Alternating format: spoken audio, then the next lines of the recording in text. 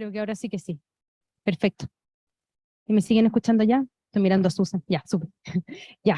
Entonces, muchas gracias y bienvenidos a este seminario de facultad, ¿no es cierto?, que resume el trabajo que hemos realizado con el equipo del laboratorio durante estos 6 años. Me he concentrado en titular este seminario basado en los últimos hallazgos que hemos obtenido en el laboratorio. Así que mucha de la data no está publicada y está abriendo áreas bastante interesantes, así que los invito a aprender conmigo, digamos, en dónde estamos hoy en día. ¿Dónde está?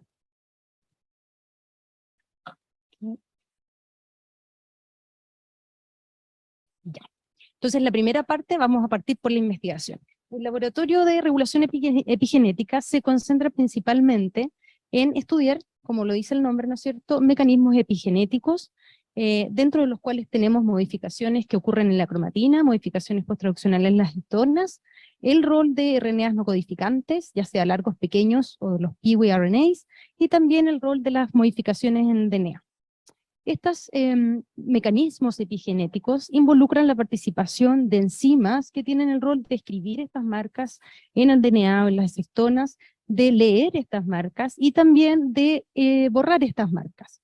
Y estos son actividades enzimáticas que son, y actividades proteicas que son fundamentales para el correcto funcionamiento de los mecanismos epigenéticos. En el laboratorio nos concentramos principalmente en las modificaciones que ocurren en el DNA, y a modo muy breve, de anécdota, digamos, las modificaciones en el DNA fueron descritas alrededor del 1898, principalmente en organismos procariontes, ya que es algo que creo que no se habla mucho ya para la gente que trabaja en el área de procariontes, como un tipo de sistema inmune primitivo, ¿ya?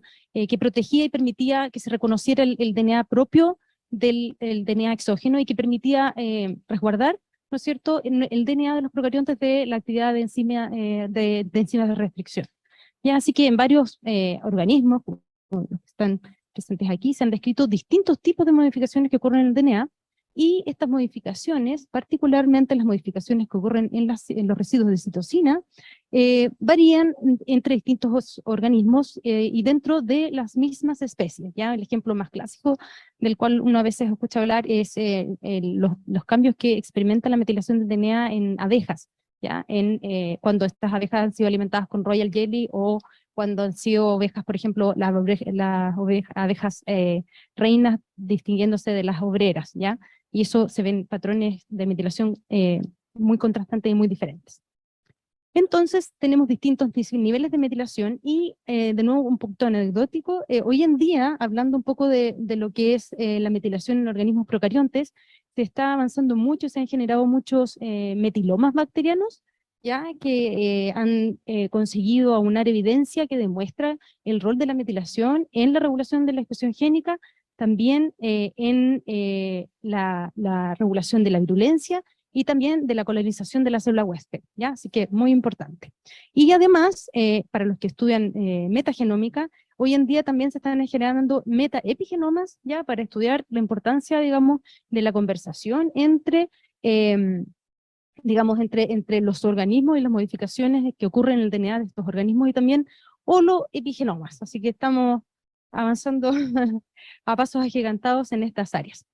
¿Por qué nos interesa estudiar la metilación del DNA? Bueno, la metilación del DNA en mamíferos es muy fundamental para el desarrollo, el correcto desarrollo y diferenciación de los organismos, también para el silenciamiento de elementos repetitivos en el genoma, contribuyendo a la estabilidad del genoma, para la inactivación del cromosoma X, y también para la regulación del fenómeno de impronta genética.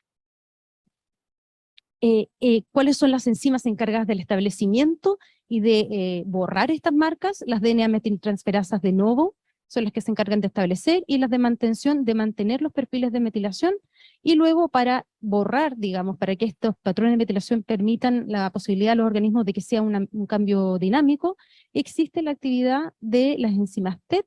Las enzimas TET están encargadas de oxidar la 5-metilcitosina, 5-hidroximetilcitosina, formilcitosina y carboxilcitosina, ¿ya? Y estas modificaciones son intermediarios del proceso de desmetilación del DNA, ¿ya? Y este proceso de desmetilación del DNA puede ser activo, si la célula no está ciclando, o puede ser pasivo, dependiendo de la replicación celular, ¿ya? Otro mecanismo de acción a través del cual estas modificaciones, la 5-hidroximetilcitosina puede interferir con la mantención de la metilación, es precisamente inhibiendo la acción de la enzima que mantiene y copia los perfiles de metilación previamente establecidos por las DNA-metiltransferasas de nodo. Y entonces se pueden distinguir mecanismos activos y pasivos que borran esta marca de metilación, en donde las enzimas TET juegan un rol fundamental. Las enzimas TET están altamente conservadas entre distintos organismos multicelulares. Su actividad enzimática ya es necesaria para el desarrollo de los organismos, para el desarrollo adecuado de los organismos, y también estas enzimas TET están frecuentemente mutadas en distintos tipos o silenciadas epigenéticamente en distintos tipos de cáncer. Los miembros de la familia de las enzimas TET son tres, ¿ya? Estos poseen un dominio de unión al DNA, que es este dominio de CXXC, un dominio rico en cisteína, que coordina y básicamente estabiliza el dominio catalítico, y un dominio catalítico. ¿Ya? Estas enzimas son dependientes de alfa-ketoglutarato, ya de oxígeno, por supuesto, y también están afectadas por cofactores tales como la vitamina C y el hierro.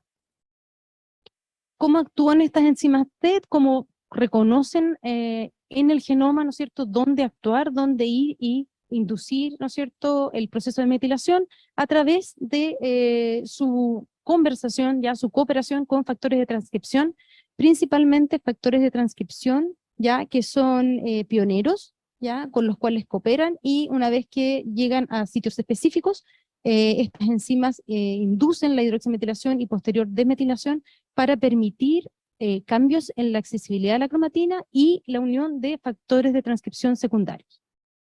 En el sistema inmune, que es el foco de interés del laboratorio, se han hecho bastantes investigaciones para abordar el rol de estas enzimas TET en el proceso de diferenciación y la formación de células efectoras dentro del sistema inmune. Y aquí solamente a modo de ejemplo, lo que podemos ver es que en un knockout triple ya de las enzimas TET, lo que se afecta a nivel de diferenciación de las células T al linaje T reguladoras, se afecta la estabilidad del factor de transcripción que coordina la diferenciación de los linfocitos TCD4 naive a los linfocitos T reguladores, principalmente hidroximetilando regiones intrónicas conservadas, que son elementos regulatorios dentro del gen de FOXP3. Al hidroximetilar estas regiones se induce una estabilidad en la expresión de este factor de transcripción, manteniendo el linaje de los linfocitos T reguladores.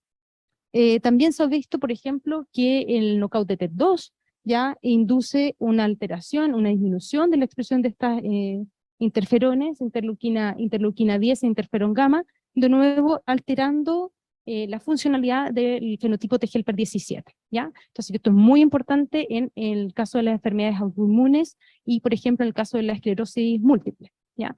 En el caso de cáncer, si tenemos modelos, se ha observado ya que modelos knockout para la enzima TET1 inducen la formación de linfomas de células B, como se ve aquí, ¿no es cierto? Hay un linfonodo que está agrandado, ¿ya? Lo cual demuestra, ¿no es cierto?, que esto, ¿no es cierto?, correlaciona con una disminución en la tasa de sobrevida de los ratoncitos, ¿ya? Esto en un periodo de 2 años, de todas maneras es significativo, ¿no es cierto?, debido a la formación de estos linfomas de células B.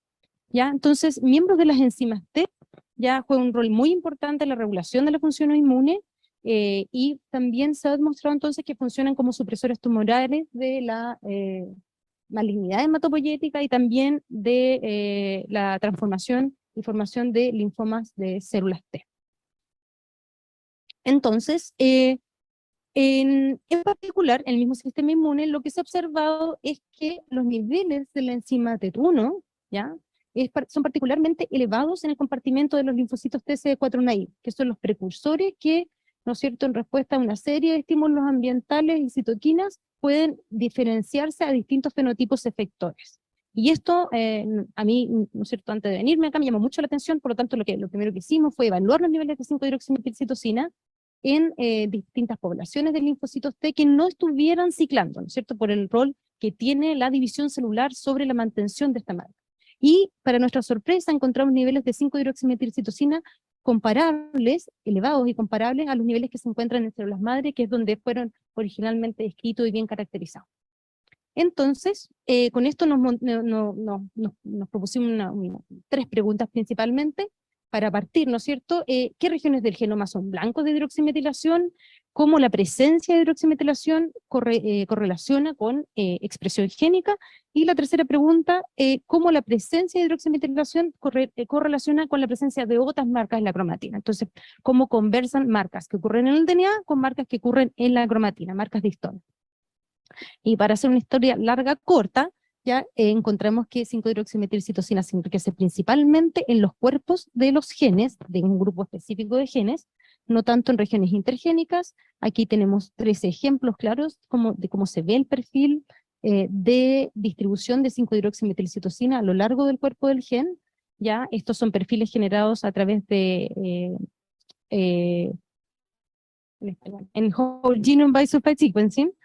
Y cuando uno, ¿no es cierto?, se pregunta cómo correlaciona la presencia de la marca con expresión génica, lo que se observa ya es que 5-hidroximetilcitosina se concentra principalmente en el cuerpo de genes que están expresados a niveles intermedios y altos, ¿ya? Aquí las funciones ontológicas asociadas a los genes muestra que esta marca se enriquece principalmente en proteínas que tienen función como actividades quinasas, reguladores de la transcripción, proteínas que tienen dominios de un RNA y también proteínas que tienen actividad GTPase, ¿ya? Entonces, la segunda pregunta, ¿cómo correlaciona marcas en el DNA, ¿no es cierto?, estas modificaciones en el DNA con marcas en la cromatina? Se generaron perfiles de secuenciación de cromatina para distintas modificaciones en las histonas, y lo que se pudo observar es que la presencia de hidroximetilcitosina, ya aquí están los linfocitos, esta línea continua, es la distribución de la lisina, de la histona H3, trimetilada en la lisina 4, y lo que muestra, ¿no es cierto?, es un enriquecimiento, una extensión, ¿ya? Recorre el cuerpo del gen, el que está acá, ¿ya? Básicamente se genera dominios extendidos de la presencia de esta marca sobre el cuerpo de genes que están hidroximetilados. Y, ¿no es cierto?, eso a lo mejor no resuena mucho funcionalmente, entonces enseguida les voy a contar, la presencia de esta trimetilación ha sido asociada con actividad de enhancers, ¿ya? Y también con una tasa transcripcional, elongación de la transcripción mayor. Por lo tanto, nos preguntamos si es que, ¿no es cierto?, al observar estos dominios amplios, extendidos de la trimetilación de lisina 4, estarían estos reconociendo, caracterizando enhancers. Tomamos datasets de enhancers que están anotados en linfocitos TCD4 y hicimos análisis de colocalización, y lo que se pudo observar es que efectivamente para algunos de los enhancers, aquí está el nivel de colocalización, para algunos de estos enhancers anotados previamente en linfocitos TCD4, ya había un grado de colocalización importante, y aquí lo podemos ver en este ejemplo, ¿ya? Entonces estas regiones ricas en hidroximetilcitosina caracterizan efectivamente regiones de enhancer en los linfocitos TCD4. Y para, ¿no es cierto?, acotar, esto no es una particularidad del modelo ratón, ¿ya?, donde podemos ver, ¿no es cierto?, esta ausencia de metilación acompañada de la hidroximetilación en linfocitos TCD4, sino que también se puede observar en metilomas de humanos. Por lo tanto, son enhancers, ¿no es cierto?, que estarían, esto da cuenta, ¿no es cierto?, que son enhancers que estarían activos tanto en células en humanos, en linfocitos TCD4 humanos, como de ratón.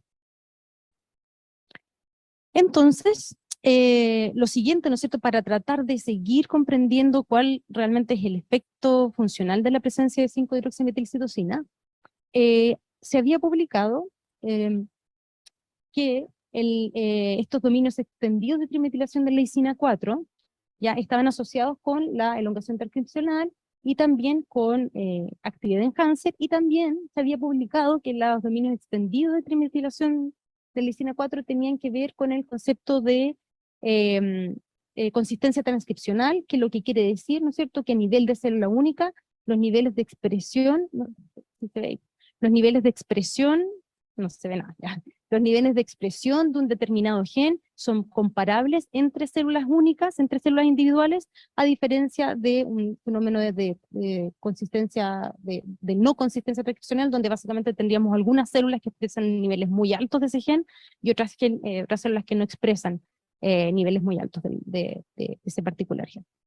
Y entonces generamos set de datos de RNA, de secuenciación de RNA para células únicas, para linfocitos T CD4 y como contraparte para la comparación para linfocitos B, ¿ya? Y lo que observamos es que, ¿no es cierto?, la hipótesis no resultó ser cierta, que cuando se observa, ya aquí nosotros medimos el grado de dispersión como un proxy para medir la variación transcripcional a nivel de células únicas. Lo que podemos ver aquí, ¿no es cierto?, es para un determinado gen, como ese grado de variación transcripcional entre células individuales en linfocitos B en comparación con linfocitos T, ya el puntito más alto acá, ¿no es cierto?, toda esta como tendencia a que los puntitos estén en este lado de acá de la gráfica, quiere decir que hay mayor variación en linfocitos B que en T, lo cual, ¿no es cierto?, era muy buena noticia porque indicaba que había una correlación entre la presencia de estos dominios extendidos de trimetilación de la leucina 4 con el fenómeno de consistencia transcripcional en los linfocitos TCD4. Sin embargo, cuando esta data, ya esta sobredispersión se normaliza, tomando en cuenta los niveles de expresión de estos genes, ya empleando un modelo, un modelo de bayesiano, ya, entonces, cuando se normaliza por el nivel de expresión, se pierde completamente esta asociación con la consistencia transcripcional, lo cual, ¿no es cierto?, anula nuestra hipótesis. Aquí lo que podemos ver es para distintos genes que están hidroximetilados, cómo se ve para cada uno de estos puntitos es el nivel de expresión en células únicas, ¿ya? Entonces, por ejemplo, este gen casi que no se expresa en linfocitos B y se expresa solamente en linfocitos T, y acá, por ejemplo, tenemos este otro gen que yo no alcanzo a ver bien, Ícaros, ¿ya? Ícaros 1, que se expresa a niveles comparables, tiene está enriquecido en hidroximetilcitosina en linfocitos T, pero carece la marca en linfocitos B, y podemos ver que el nivel de expresión es bastante parecido entre ambos tipos celulares. Entonces, para ¿no es cierto?, perder la data generada, lo que hicimos, ya, y esto voy a ir muy breve aquí, hicimos un análisis comparativo de distintas herramientas que permiten ya evaluar y cuantificar isoformas en set de datos de célula única, y básicamente, ¿no es cierto?, se publicó esto como un estudio de benchmark para probar cómo distintas herramientas que se ocupan en bulk RNA-seq data básicamente funcionan para hacer análisis de splicing, ¿ya? Y de cuantificación de isoformas en datos de RNA de célula única. Bien. Otra cosa que hicimos con estos perfiles, con estos mapas de metilación a nivel de célula única, fue evaluar ya el paradigma de heredabilidad no genética en mamíferos, ya identificando, ya esto es básicamente heredabilidad no genética, que quiero decir el fenómeno de transgenerational epigenetics, que es básicamente, ¿no es cierto?, la capacidad de heredar patrones epigenéticos transgeneracionalmente, ¿ya? Que eso es algo que se ha hablado, y un ejemplo clásico de esto es la presencia de epialelos metastables en el locus agouti, ¿ya? Y lo que pueden ver ustedes acá son individuos que son genéticamente idénticos, ¿ya?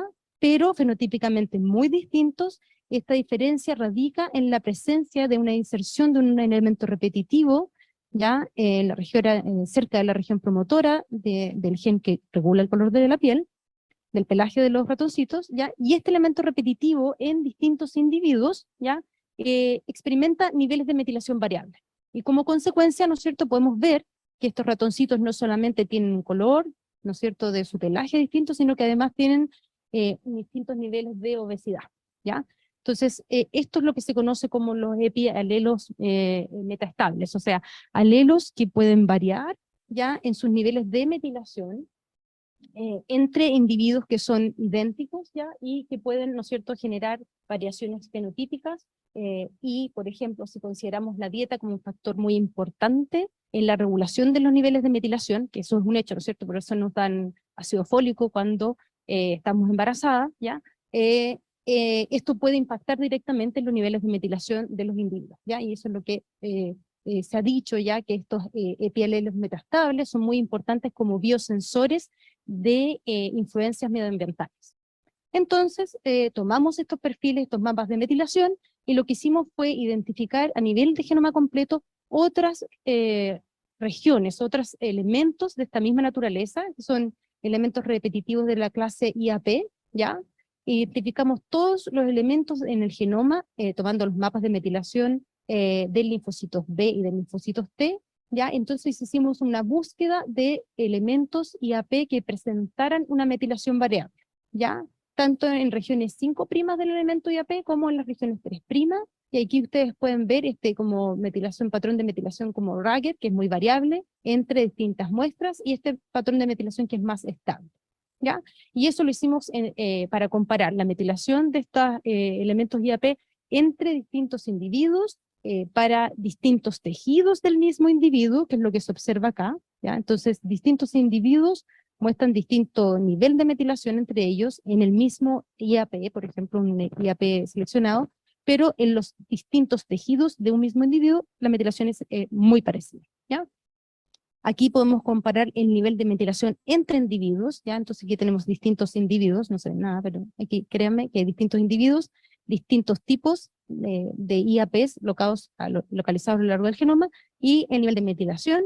Y entonces, por último, lo que se analizó es cuán heredable es este patrón de metilación en estos elementos repetitivos, y lo que se pudo ver ya es que la metilación de algunos de estos elementos, aquí son los elementos, distintos elementos IAP, la metilación es casi completa en el DNA de espermios, y la metilación es completamente variable para la descendencia, ya para el mismo elemento en distintos individuos de la descendencia de ese macho, y lo mismo pasa aquí, tenemos madres, ya, y en su descendencia madres que tienen altos niveles de metilación en algunos de estos elementos repetitivos, y acá cada una de estas revela, ¿no es cierto?, cada uno de la descendencia, de los individuos ratoncitos de la descendencia, el nivel de metilación es variable ya en distintos hijitos de esta ratoncita para cada uno de estos elementos repetitivos, ¿ya?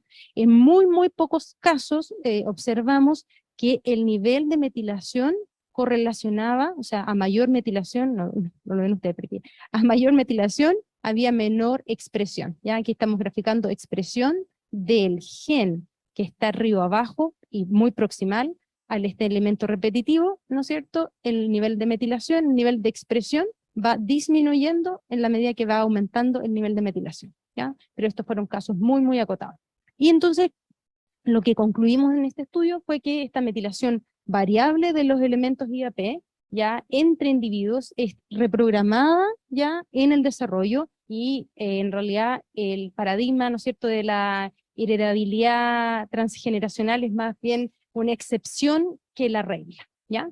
Y lo otro, ¿no es cierto?, que en muy pocos casos había una correlación entre la metilación del elemento y los niveles de expresión del gen que estaba, ¿no es cierto?, proximal. Otras preguntas que han dirigido las líneas de investigación del laboratorio es cómo la transcripción de TET es regulada en estos linfocitos TCD4, ¿ya? Y eso es parte del proyecto Fondesit. Recordemos, ¿no es cierto?, que TET1, aquí estamos hablando de TET1, presenta altos niveles de expresión en estos linfocitos naive TCD4. También nos preguntamos cómo las proteínas T son reguladas, cuáles proteínas cooperan con la función de las enzimas TET, y cómo la función de TET puede impactar en la expresión gen. ¿Ya? Estas 4 preguntas dirigieron el trabajo de investigación de estos años. Entonces, acá se había publicado previamente ya que la enzima TET1 podía tener distintas isoformas, ¿ya? Y que estas isoformas, básicamente ocurre un switch, ¿ya?, en la expresión de las isoformas entre tejidos embrionarios y tejidos adultos. En tejido embrionario tenemos altos niveles de expresión de la isoforma de largo completo, y este cambio ocurre, ¿no es cierto?, en la medida que el individuo se diferencia en la célula somática, ¿no es cierto?, aumenta la expresión de esta isoforma alternativa más cortita, que carece del dominio de un ADNA, el CXXC, ya en individuos adultos. Entonces quisimos examinar qué pasaba en los linfocitos TCD4, tomamos perfiles de RNA-seq y perfiles de ChIP-seq que habíamos generado para los linfocitos CD4 naive, y tal como ven ustedes, acá en verde tenemos el perfil de RNA-seq, en azulito ya el perfil de la trimetilación de lisina 4, que marca regiones promatoras, o sea, aquí tendríamos una región, ¿no es cierto?, de inicio de la transcripción, y aquí tendríamos otra por acá al medio. Las diferencias que observan ustedes un poco con lo publicado tienen que ver con las anotaciones de los genomas que van cambiando, digamos, en la medida que van mejorando las anotaciones. Así que esta región de inicio de la transcripción revela un sitio de inicio que está como aquí entre medio en una región histórica. Este es el canónico anotado, ¿ya? Y este es una marca que denota elongación de la transcripción. Entonces, podemos decir con esto que aparentemente hay dos sitios de inicio de la transcripción que podrían ser funcionales, que el gen se transcribe en linfocitos naive TCD4, ¿no es cierto?, basado en el perfil de RNA-seq y de la marca de elongación de la transcripción. Cuando uno va y analiza, ¿no es cierto?, por qPCR, RT-qPCR, distintas uniones exón-exón, aquí están los partidores que se emplearon, uno puede ir y básicamente caminar y validar el perfil de expresión. Y entonces pudimos ver, ¿no es cierto?, que la isoforma corta es la que se expresa principalmente, pero no podemos descartar que la isoforma larga también esté expresada en estos linfocitos naive TCD4. La otra pregunta, ¿no es cierto?, ¿cómo TET, entonces, ¿no es cierto?, entendiendo que se expresa, cómo se regula? ¿Cómo se regula transcripcionalmente? Para eso, el trabajo de Rocío Ballesteros, la memoria bioquímica, hizo un análisis exhaustivo durante pandemia, identificando todos los factores de transcripción que habían sido descritos hasta la fecha como reguladores de la expresión de TET1 y también como represores de la expresión de TET1. Ya aquí está resumido, estamos escribiendo un review al respecto. Y luego ella interrogó, ok, para los factores de transcripción descritos, que se unen tanto a regiones promotoras canónicas,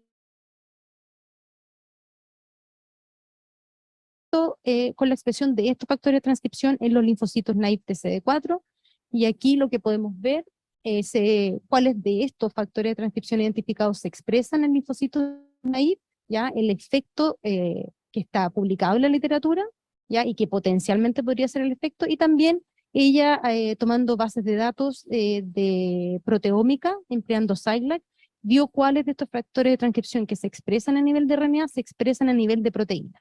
¿Ya? Y con esto ella se quedó con un grupo de 3 factores de transcripción que responden de manera bien dramática a la activación de los linfocitos TCD4, ¿ya? Y ella termina, ¿no es cierto?, su memoria concluyendo de que tanto MYC, que regula positivamente a TET, como AP1 serían potenciales candidatos para la regulación de la expresión de TET1 en linfocitos TCD4, y que importantemente estos factores de transcripción responden a estímulos como citoquinas, ¿no es cierto?, del medio, ya, citoquinas o factores de crecimiento, son factores de transcripción que responden como de manera primaria y por lo tanto tienen un efecto muy importante y pueden potencialmente, ¿no es cierto?, tener un rol importante en lo que es la regulación de la proliferación y diferenciación de los linfocitos T a la función efectora. Entonces, básicamente, ¿no es cierto?, una vez que se activan estos dos, TET1 estaría como un nodo central regulando la metilación de blancos en el genoma que van a tener que ver con ambos procesos.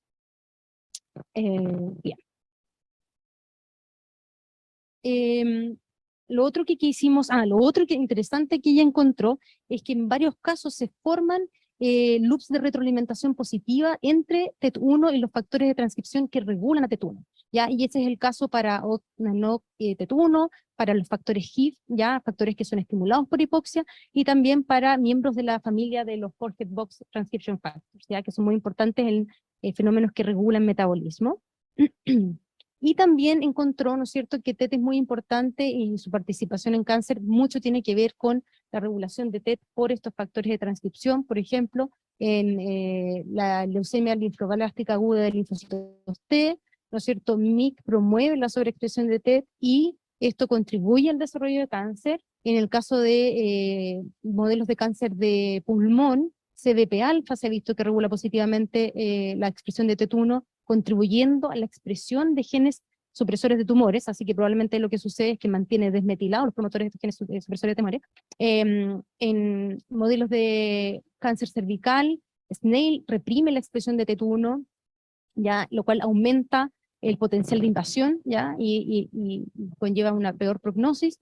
En cáncer de mama ocurre una alta infiltración cuando se da ¿no es cierto?, que hay una alta infiltración de células inmunes, se observa una regulación a la baja de la expresión de TET1 a través de NF-kappa beta, que es un regulador transcripcional de TET1, ¿ya? Y esto se ha visto que tiene un efecto en la progresión del tumor, y esto no solamente en cáncer de mama, sino que se dio también en melanoma y en cáncer de tiroides, entre otros, en el mismo artículo científico.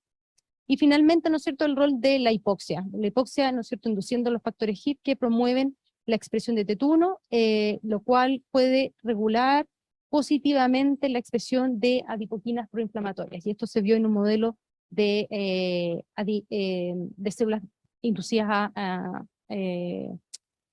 adipocitosis. Y ¿qué nos dice esto? ¿No es cierto? Que alteraciones en las vías de señalización, que están frecuentemente asociadas con el desarrollo de tumores, pueden jugar un rol muy importante en la activación positiva o la represión de TET1 y, consecuentemente, en la regulación de sus blancos en el género. Hicimos un análisis similar para TET2, me lo voy a saltar en honor al tiempo, pero también estamos formando parte de un review que estamos escribiendo. Y lo otro que estamos también trabajando es en analizar, empezar a como construir redes de regulación génica que básicamente consoliden la información recabada y que permitan poder predecir, ¿ya?, vías en las cuales TET1 medie la demetilación del DNA en blancos específicos y otras vías importantes, ¿no es cierto?, además de los factores de crecimiento y la vía ER, puede tener que ver, ¿no es cierto?, con el rol de Wnt sobre beta-catenina, ¿no es cierto?, como beta-catenina, ¿no es cierto?, junto a TCF regula genes como CENIC, y ¿no es cierto?, podrían eventualmente regular la expresión de TET1, afectando el metabolismo glicolítico, ¿ya? Bien, entonces, eso, ¿no es cierto?, en relación con cómo se regula TET1. Después, cómo TET1, ¿no es cierto?, es regulada. Además de eso, nosotros, como es la proteína, ¿no es cierto?, vimos recién la regulación transcripcional. Lo que hicimos durante pandemia también, aquí el trabajo de Daniel Vázquez, es recabar toda la información que existía en la literatura acerca de todas las modificaciones posttraduccionales que regulan a las enzimas TET. Partimos con TET1, pero finalmente terminamos haciendo análisis para todas las otras enzimas, y como pueden ver ustedes aquí, hay un montón de modificaciones que regulan a las TET, algunas bastante importantes, por ejemplo la aparilación, ya la ubicación, son blancos de calpaínas también, así que varias vías de señalización pueden, ¿no es cierto?, impactar directamente sobre TET, las enzimas TET a nivel de proteína. Y también, ¿no es cierto?, redes de interacción proteína-proteína que nos demuestran, ¿no es cierto?, cuáles otros blancos podrían ser afectados una vez que TET1 o otras enzimas TET, ¿no es cierto?, en el caso de nosotros nos centramos en TET1, pueden ser impactadas a través de la regulación tanto transcripcional como post-transcripcional de TET1. ¿Qué proteínas cooperan con la función de las enzimas TET? ¿Ya? Esta es otra línea de investigación que también comenzamos, ¿no es cierto?, para entender mejor, ¿no es cierto?, TET1 no va a estar operando sola en los blancos en el genoma, va a estar cooperando con otras proteínas, con otros reguladores de la cromatina. Para ello hicimos análisis por espectrometría de masa, ya de TET1 inmunoprecipitada, y OGT aparecen varios blancos, ya, pero hoy día voy a presentar OGT porque es un blanco muy interesante. OGT es un sensor metabólico que es fundamental para la sobrevivencia, para la selección y activación de los linfocitos T, y se ha visto además que es muy importante porque modifica proteínas, ya esta es una enzima, OGT es una enzima que modifica a las proteínas, les agrega un grupo pequeñito de azúcar, que es una N-acetilglucosamina, que ocurre en serinas, treoninas y también en cisteínas, ¿ya? Básicamente contraponiéndose a la acción de la fosforilación. Entonces básicamente actúa como un switch. O tienen la fosforilación en la serina, trina, o tienen esta glicosilación. Entonces, como sabemos, ¿no es cierto?, que las fosforilaciones son fundamentales para la regulación de la actividad de muchas proteínas. Lo que observamos nosotros, ¿no es cierto?, que este miembro OGT estaría interactuando con las enzimas TET1, y eso es muy importante porque OGT puede no solamente modificar a TET1, ya modifica y estimula su actividad catalítica, y además la unión de ambas dos es necesaria para su asociación a la cromatina. Esto fue demostrado en células madre, no ha sido demostrado en linfocitos, en células inmunes, así que estamos como muy entusiasmados con esta observación. Y además, ¿no es cierto?, OGT contribuye a la degradación de proteínas, contribuye a la localización subcelular de proteínas, y también influencia, puede, ¿no es cierto?, inhibir interacciones proteína-proteína. Entonces, que lo que hicimos, ¿no es cierto?, es validar, ya esto fue un dolor de cabeza terrible, validar esta interacción observada en células primarias, ya en linfocitos naive TCD4, por, ¿no es cierto?, por coinmunoprecipitación. Los resultados más o menos ya muestran que están expresadas las proteínas OGT y TET1 están expresadas en los linfocitos, y que en mejor o peor manera se consigue de alguna manera inmunoprecipitar OGT a coinmunoprecipitar OGT con el anticuerpo contra TET1. La localización subcelular en los linfocitos naive TCD4 demuestra un cierto grado de una presencia, ¿no es cierto?, de OGT en el citoplasma, y un control punteado de OGT en el núcleo, y algo similar se observa un poquito más localizado para TET1, ¿ya? Experimentos posteriores con otro batch del anticuerpo no han dado los mismos resultados, los vamos a ver enseguida, ¿ya? TET1 y OGT entonces se unen, lo siguiente que hicimos fue evaluar si TET1 y OGT se unían a regiones promotoras, ¿ya? De genes hidroximetilados en linfocitos naive TCD4, y efectivamente lo que conseguimos fue demostrar ya que ambas dos, no a todos los genes testeados, pero que ambas dos se pueden unir a regiones promotoras de genes hidroximetilados, lo cual sugeriría, ¿no es cierto?, que están cooperando en la regulación de la expresión de estos genes.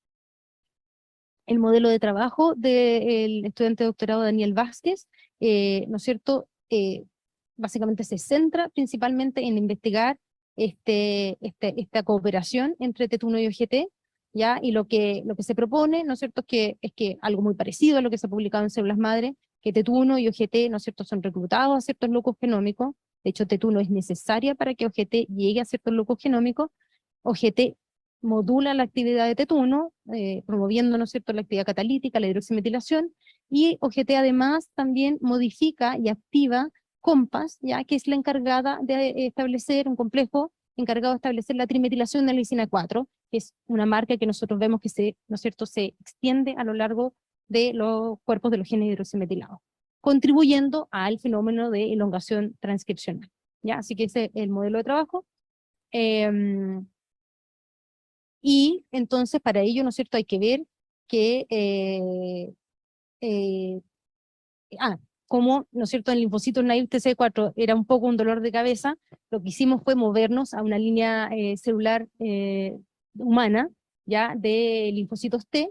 Para ello, entonces empezamos a hacer análisis parecidos, ya, en células URCAT.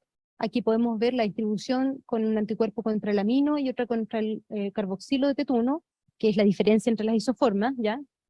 Y también para OGT podemos ver que OGT tiene un patrón bastante abundante en el citoplasma, pero también muestra una distribución nuclear, y TET1 cuando se mide con el anticuerpo contra el amino terminal, ya se ven ciertas celulitas enriquecidas en la marca en el núcleo, ya, en tanto que con el anticuerpo contra el carboxilo terminal se ve una marca bastante más citoplasmática. Y, ¿no es cierto?, análisis por Western blot muestran que aparentemente esta isoforma, o esta variante de TET que está en el núcleo, es una variante de tamaño molecular mucho más pequeñito, que podría coincidir ya con esta isoforma chiquitita que se expresa en tejido somático adulto y que parte un poquito más adentro. Ahora, lo que no nos gusta a nosotros de esto es que básicamente es un tamaño mucho más pequeñito que lo que ha sido descrito en la literatura. Así que aquí vamos a hacer espectrometría de masas para ver si efectivamente lo que estamos viendo aquí es TET o es una marca inespecífica. Bien, y entonces lo otro que hicimos fue validar la interacción entre TET y OGT, no sé qué pasó ahí, entre TET y OGT en células URCAT, ¿ya? Y por inmunoprecipitación, y lo que podemos ver es que inmunoprecipitando OGT, ya podemos ver, detectar pequeños niveles de TET1, ya, oye, no sé por qué se llama. Y aquí, de nuevo, esta es una réplica biológica, inmunoprecipitando OGT, podemos ver también acá TET3, ya, entonces OGT y TET1 interactúan OGT interactúa con TET1 y con TET3 en células Jurkat y consigue inmunoprecipitar. ¿Ya? Ok. Y bueno, entonces la conclusión importante de esto, ¿no es cierto?, es que la interacción entre las TET1 y 3 con OGT en linfocitos T ya conecta este sensor metabólico con el control epigenético, lo cual puede ser muy importante en los procesos de activación celular y también, o diferenciación celular, y también en procesos que tienen que ver con cáncer, ¿no es cierto?, que es donde el metabolismo de la glucosa, que es el que activa la función de OGT, ya está, ¿no es cierto?, alterado. Y una tercera pregunta, ¿no es cierto?, que concentró nuestro fue foco de atención para nosotros fue ¿qué proteínas cooperan con la función de las enzimas TET? Hay una serie de lectores de la hidroximetilación del DNA. Nosotros evaluamos, aquí nombro 3, ya MCP2 y MBD3, que básicamente son capaces de leer la presencia de la hidroximetilación, y cuando tú tienes un knockout de TET1, cae completamente, que es lo que se cae cuando tienes un knockout de TET1, cae completamente la unión de este lector, ¿ya? Lo que pudimos observar fue que MBD3 se asocia con regiones promotoras, no con regiones intragénicas, ya de genes hidroximetilados en linfocitos naive TCD4, y cuando, ¿no es cierto?, fuimos a explorar un poquito más allá y quisimos identificar factores de transcripción que pudieran cooperar con las enzimas TET para regular la expresión de genes hidroximetilados, lo que hicimos fue tomar perfiles de accesibilidad de la cromatina previamente generados por el proyecto INDEN para linfocitos naive TCD4, linfocitos TCD4 activados, aislados de ratón, ¿ya?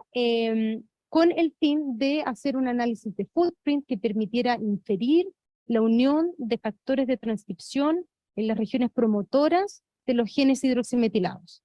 ¿Ya? Este gráfico nos muestra la presencia de footprints diferencial en los linfocitos naive, o sea que están enriquecidos en linfocitos naive en comparación con los linfocitos TCD4 activados, y uno puede, ¿no es cierto?, tomar estos factores de transcripción y preguntarle cuáles son sus genes blancos o de dónde están, ¿no es cierto?, dejando un footprint, ¿no es cierto?, interfiriendo con la accesibilidad de cromatina, y luego tú le puedes preguntar a esta información, ok, dame todos los genes blancos de ese footprint para ese factor de transcripción, y lo que, ¿no es cierto?, generamos aquí fue un análisis de overlap de todos los genes blancos de los factores de transcripción que son miembros de la familia TS y Forget Box, que están, ¿no es cierto?, sobre representados y dejando footprints en regiones accesibles de la cromatina, en promotores, ya aquí tenemos un número de genes, ya de genes blancos. Y podemos ver que para una fracción importante de genes hidroximetilados, ¿no es cierto?, estos factores de transcripción están estableciendo footprints en sus regiones promotoras, ¿no es cierto? Hay algunos que son específicos para los miembros de Forget Box y otros para miembros de ETIS y otros genes que son, básicamente comparten miembros de ambas familias.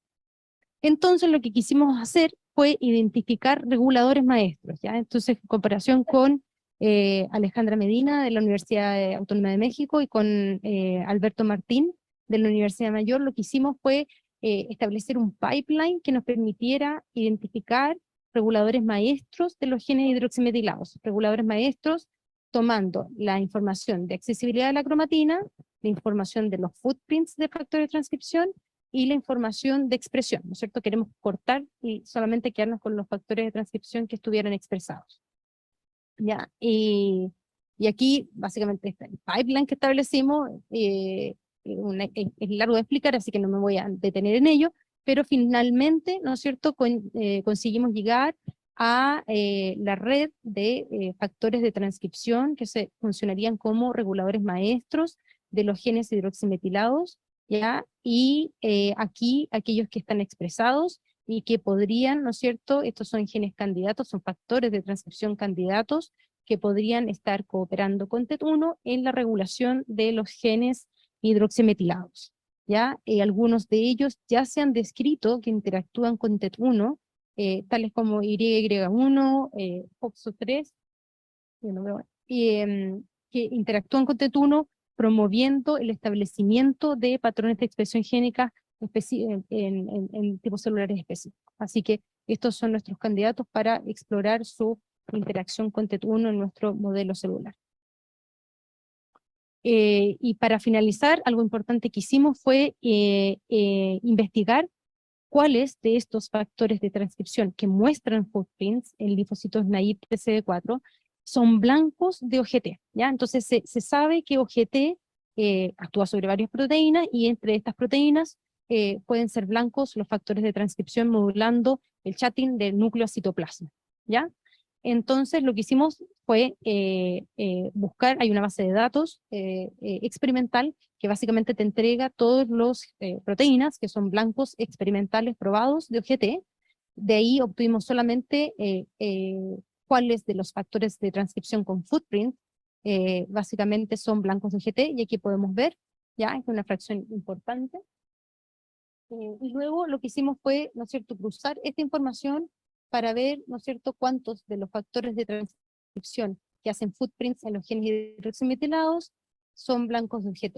Aquí podemos ver que una fracción importante de factores de transcripción que dejan footprints sobre genes hidroximetilados son además blancos de OGT. Y bueno, por último, cómo la función de TET1 impacta en la expresión génica. Esta era como la pregunta obvia, ¿no es cierto? Tengo que cambiar el sistema para ver qué pasa si saco a TET1 del sistema. Entonces, en colaboración con el Instituto Sanger, generamos un modelo knockout de ratón, condicional, inducible por tamoxifeno, in vitro. Básicamente tú purificas el tipo celular que de interés, y induces con tamoxifeno la generación, ¿no es cierto?, el knockout de la proteína TET1. Ya aquí está el diseño, ¿no es cierto? Y se induce básicamente, hay una inducción de un RNA nonsense mediated decay, luego de la deleción ya de este exon 4.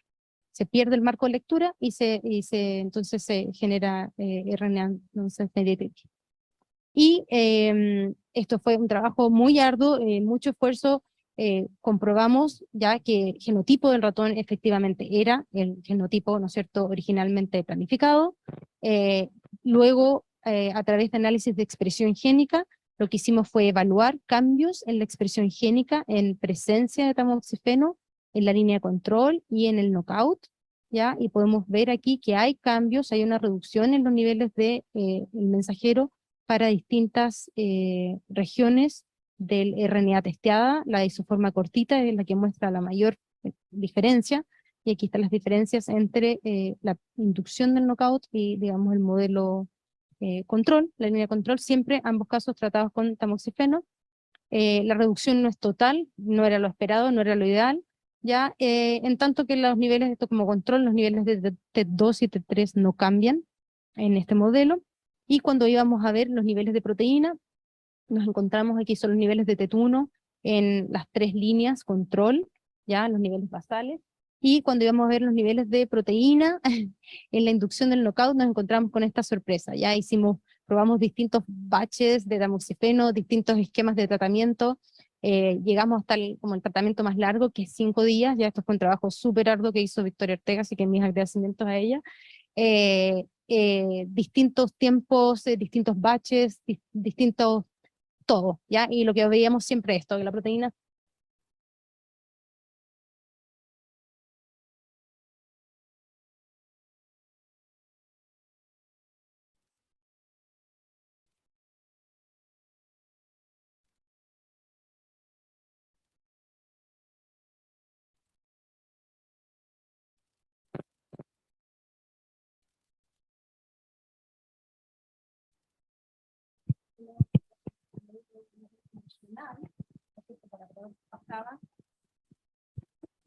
para probar qué pasaba digamos, cuando uno saca este componente del sistema, ¿ya? Y lo que hicimos, ¿no es cierto?, Esteban Jorquera, identificó ya un inhibidor de las enzimas TET, inhibidor ya catalítico específico para todas las enzimas TET.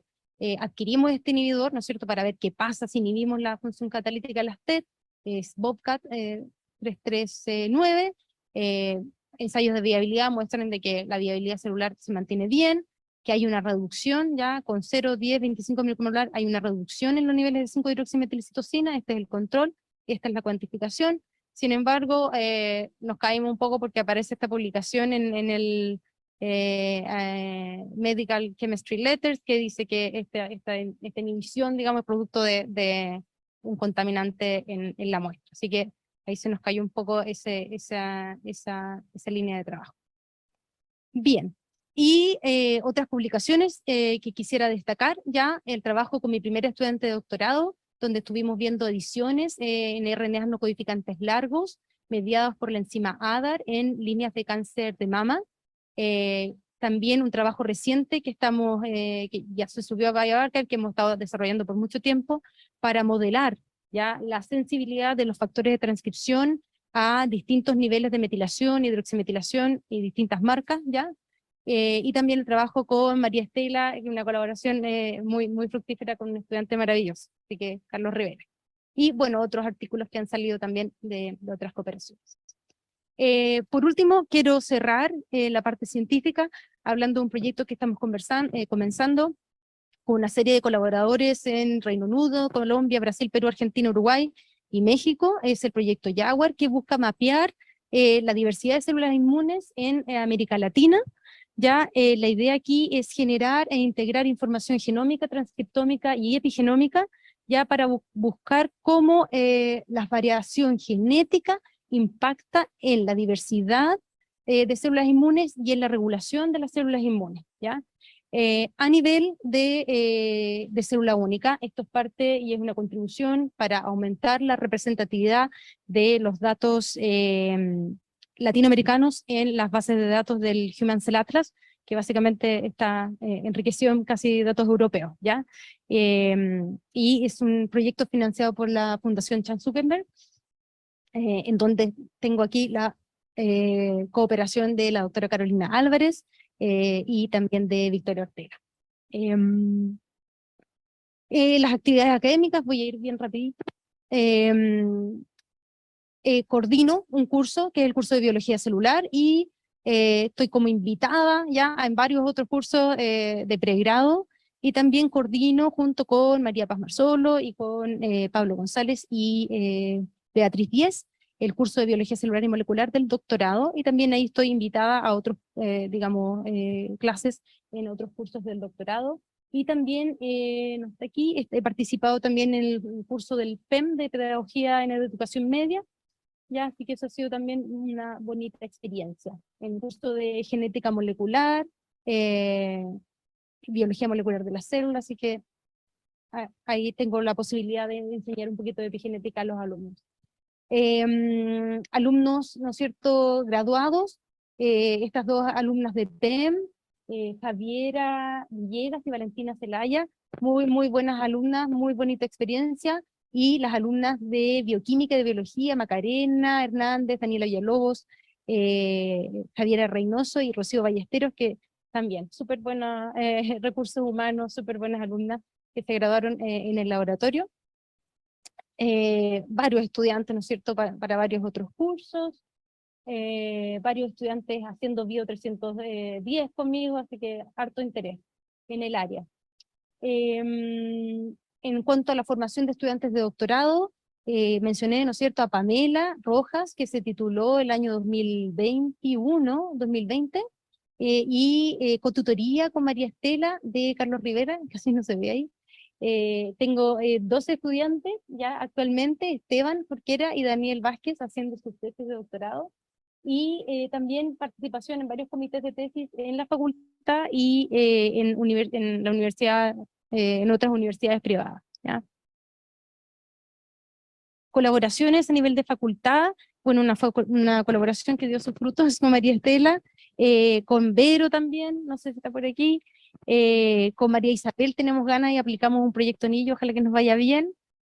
Con el doctor Rodrigo del Río también partimos una colaboración y estamos ahí conversando con María Paz, estamos haciendo brainstorming para poder hacer algo, cosas entretenidas con OGT.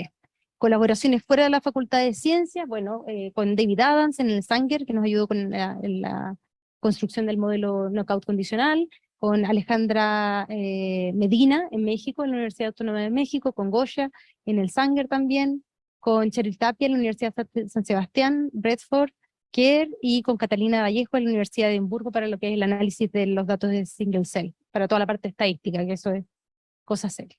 Y en extensión, bueno, varias charlas, congresos nacionales e internacionales, no me voy a detener porque creo que no es necesario, y importante aquí para pasar el dato, a lo largo desde mi incorporación, digamos, y a lo largo de los años hemos organizado ya un curso de bioinformática avanzada para la formación del capital humano, formación de capital humano avanzado en bioinformática, en la región de Latinoamérica, en donde, ¿no es cierto?, en cada uno de estos cursos pueden participar alrededor de 25 alumnos, todo gratuito, los viajes pagados, ya no es solamente para beneficiar en la formación de bioinformática a alumnos de Chile, sino que a formación de capital humano en Latinoamérica.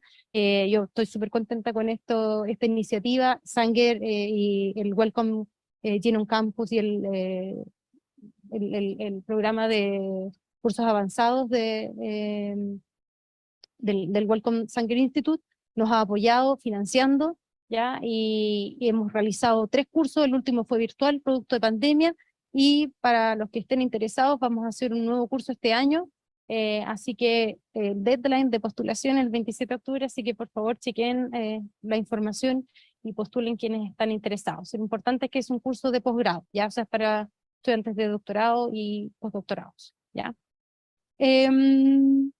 Y bueno, actividades académicas administrativas, representante de los profesores asistentes ante el CONFA, ya miembro de comité académico de la plataforma de secuenciación y tecnologías ómicas y en su momento también de la plataforma de bioinformática y también miembro de comité de carrera en el año 2021, ya, así que. Y finalmente quiero terminar con los agradecimientos a la gente del laboratorio, ya personas súper lindas, aquí, ¿no es cierto?, las fotitos lo demuestran, creo que lo han pasado bien, así que eso es bueno. ¿No es cierto? Agradecer, Victoria ha sido un elemento fundamental en el laboratorio, así que muchas gracias. Bueno, otras asistentes, estuvo Noelia Blanco, Paola, y a los distintos alumnos, ¿no es cierto?, Esteban, Daniel, y también creo que no pude mostrar todo por el tiempo, pero hay datas de estudiantes de pregrado que también contribuyeron y no la he podido mostrar, pero y a los colaboradores internacionales, por supuesto, David Adams del Sanger Institute junto con Sarah Teichmann, Anne Ferguson Smith, con la cual, ¿no es cierto?, sacamos el trabajo de los ETL, los metastables, Shankar, que ayudó con el protocolo para los mapas de metilación a nivel de genoma completo, y con el tratamiento químico, ya, porque eso fue lo que, pero era importante, y Catalina y John Marioni con la parte estadística de los análisis de single cell. Por supuesto, agradecer al proyecto Fondesit y también ahora a la Fundación Chan Zuckerberg, que no la puse aquí, que nos está financiando el proyecto que está por comenzar. Muchas gracias por su atención.